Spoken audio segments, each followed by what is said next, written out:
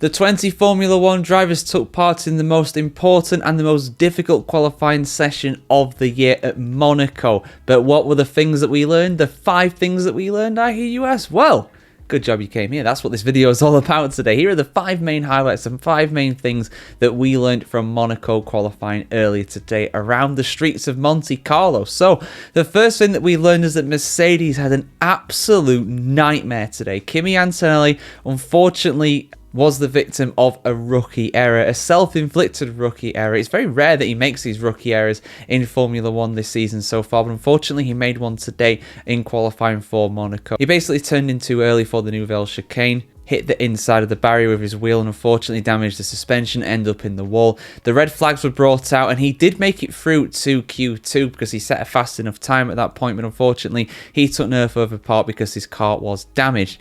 And then unfortunately it wasn't much better for the other Mercedes of George Russell, who lines up in P14 because he had a engine failure or some sort of mechanical issue through the tunnel at the start of Q2, and yeah, he couldn't take any further part either. So really bad day for the Mercedes drivers, one with a rookie error and the other one unfortunately with a bit of a problem with their engine. So yeah, a real issue there for George Russell. But that meant that other teams had more of an opportunity of breaking into that top 10. And one of those teams that took full advantage were the Racing Bulls of Isaac Hadjar and Liam Lawson, who both start inside the top 10 tomorrow.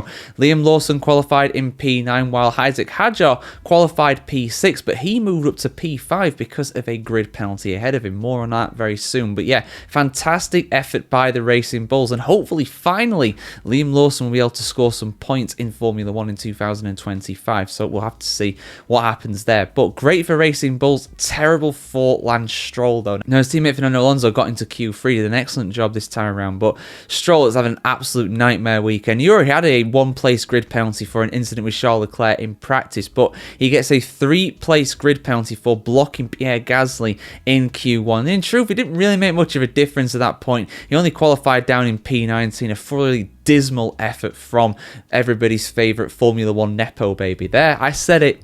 People call him a lot worse things than that, trust me. But yeah, terrible weekend for him so far. Might as well just go home at this point. You know, honestly, it's been an absolute shocker for him. But a great qualifying session in terms of pace anyway when it came to Ferrari. Now, Ferrari were looking really good coming into this. They looked very fast in free practice 2 on Friday afternoon. They looked fantastic as well during free practice 3 on Saturday afternoon too. And in qualifying as well, they looked pretty quick as well. Didn't quite manage to get pole position, did Charles Leclerc, for his home race, but he did manage to qualify in P2. Fantastic effort from him. But Hamilton also did an excellent job to qualify in P4, basically alongside the McLarens on the first and second row. But however, Hamilton was given a 3-place grid penalty. Why? He was blocking Max Verstappen during qualifying, and unfortunately, it's a slam dunk in that situation. I will do a separate video going through all the penalties for the Monaco Grand Prix. There's quite a few grid penalties, 4 in total for 3 different drivers, and Hamilton was one of the victims of that. By lots of things, it seemed like a deserved penalty for me. I don't think there's going to be any arguments about that, but yeah, really sad to see that. But overall, the pace of the Ferraris, particularly in qualifying, is a lot better than what we saw last week in Imola. And around Monaco, it's so crucial. So he's starting in the top 10 at least, which is something. But P7, it could have easily been P4 had he not made that mistake. But let's talk about Lando Norris. Let's talk about Oscar Piastri. Piastri lines up in P3. Lando Norris, though, he's bringing home the Monegasque bacon, at least so far during this weekend. He lines up on pole position. He set the new track record as well with that. The first driver to ever set a lap of Monaco, I believe, under 70 seconds. Absolutely mesmeric. He needed that. He really needed that. He's not won in a very long time. He needs a victory in Formula 1.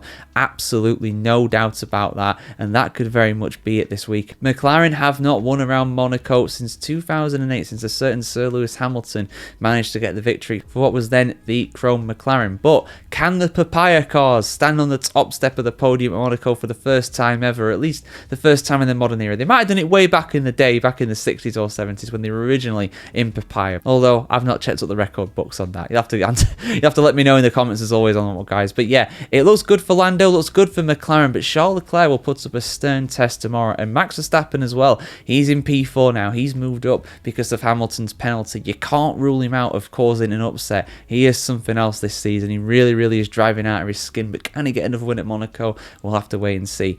Who's going to win the race tomorrow, guys? Lando Norris, Charles Leclerc, Oscar Piastri, Max Verstappen, somebody else? It's going to be one of them, isn't it? It can't really be anybody else at that point. Let us know your thoughts in the comments below. Like, share, comment, subscribe if you want to see more of this. And have a fantastic day wherever you are in the world today, guys. And we'll see you very soon.